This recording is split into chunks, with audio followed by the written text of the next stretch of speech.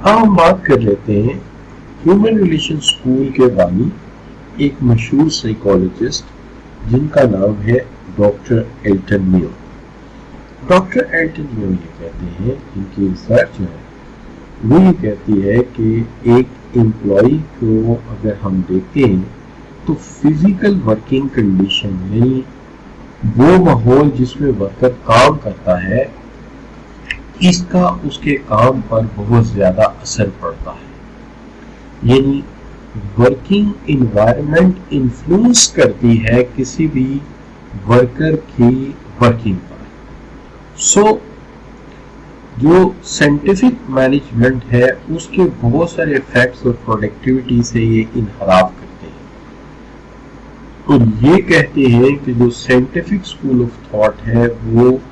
ایک ورکر کو مشین کا پرزا سمجھ رہا ہے، اور وہ یہ سمجھتا ہے کہ جہاں پر اس کو فٹ کر دیا، جیسے کہ پرزے اور مشین میں ٹائٹ کر دیا جاتا ہے، اس کو ویسے ہی کس دیا جائے، جبکہ ورکرز کے احساسات ہوتے ہیں، ورکرز کی اپنی فیلنگ ہوتی ہے، اور یعنی ورکر کے اپنے جذبات ہوتے ہیں، اور وہ ایک لیونگ کریچر ہوتا ہے، لہٰذا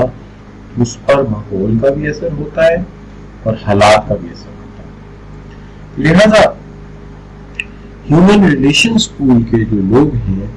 اس میں سب سے پہلے وہ کہتے ہیں کہ امپلائی محنت کرے گا، ہارڈ ورک کرے گا،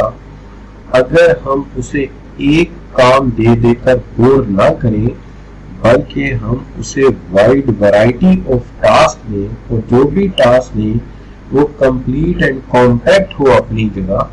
یعنی ایک ٹاسک کرنے سے اس کے اندر ایک سینس آف اچیومنٹ ہو، یعنی اسے محسوس ہو کہ جو کام ہو رہا ہے وہ بہتر ہے۔ دوسری چیز یہ ہے کہ جو لیڈرشپ سٹائل ہے اور جاب سیٹسفیکشن ہے are the major determinants of output of working ہے، یعنی کسی ورکر کی محنت کا دار و مدار اس بات پر بہت زیادہ ہے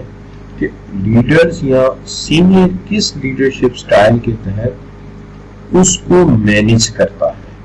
یا اس کو کس اصولوں کے تحت وہ آگے لے کر چلتا ہے،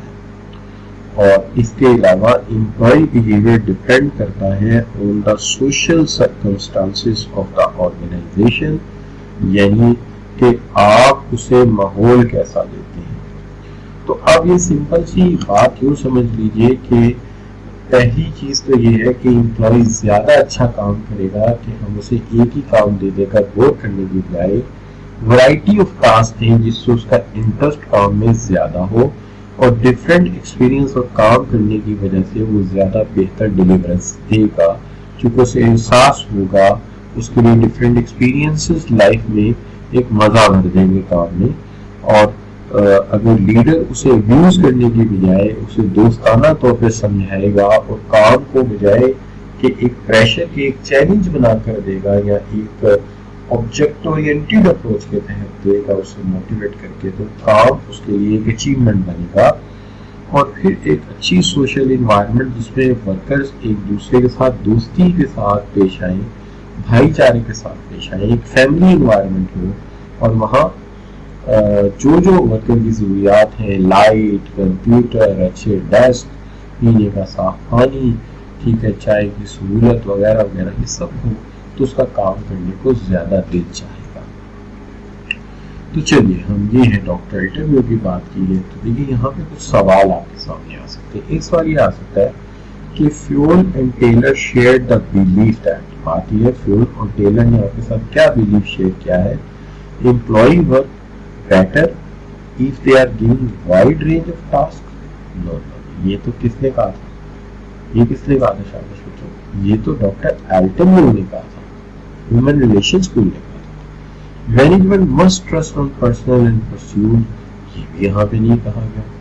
کلچر اور انوائرمنٹ کی بات بھی ایلٹن میو سے زیادہ ریلیٹ کرتی ہے۔ انڈیویجول مسٹ سبارڈینیٹ دمسیلف، انڈیویجول اپنے اختیارات دے دے کس کو؟ آرگنائزیشن کی ضروریات کو، یعنی وہ اپنی ضروریات کو قربان کر دیں، اپنی خواہشات کو قربان کر دیں اور آرگنائزیشن کے تابع آ جائے۔ ٹھیک ہے جی۔ دوسری بات what is the key contribution of human relation school? तो ह्यूमन रिलेशन स्कूल का की कंट्रीब्यूशन क्या है? तो उनका की कंट्रीब्यूशन ये है कि उन्होंने अवेयरनेस जताई है, दिखाई है, या हमें बताई है कि ग्रुप डायनेमिक्स के साथ के जिस ग्रुप में आप रहते हैं उसका असर आपके ऊपर होता है और वर्कर एटीट्यूड इन्फ्लुएंस करता है प्रोडक्टिविटी पर, माहौल और ग्रुप जिसमें वो काम कर रहा होता है वो उस पर असरअंदाज। ये भी सवाल हो सकता है कि which of the these step aimed at increasing job satisfaction could contribute to finding of the human relation school? Human relation school जो है वो किस तरह से या किस तरह के स्टेप्स जो है वो फॉलो करता है, would be attribute to finding of human relation school के कौन से ऐसे स्टेप्स हैं जो एम होते हैं जॉब सेटिस्फेक्शन के बढ़ाने में, जिसकी सपोर्ट करता है, जिसके बारे में ह्यूमन रिलेशन स्कूल हमें जो है वो क्या करता है, ह्यूमन रिलेशन स्कूल हमें जो है इंस्पायर करता है। तो इसके अंदर सबसे पहले जो वो बात बताता है वो है creation of open office environment जिसमें लोग सोशलाइज हो, एक दूसरे को सपोर्ट कर रहे हैं। पेइंग स्टाफ पर पर आ रही है जो है ना, ये तो फ्यूल का मामला था कि आप उसे उसके काम के मुताबिक पे करें, तो उन्होंने ही ये पर आर बेस वाला मामला चलाया था। Manager setting challenging individual targets, ये हो सकता था, लेकिन ये ज्यादा जो वाबस्ता है किसके साथ वाबस्ता है, ये है फ्रेडरिक टेलर के साथ कि जॉब चैलेंजिंग होनी चाहिए और उन्होंने भी इसको रिवार्ड से रिलेट किया था। Producing N organisational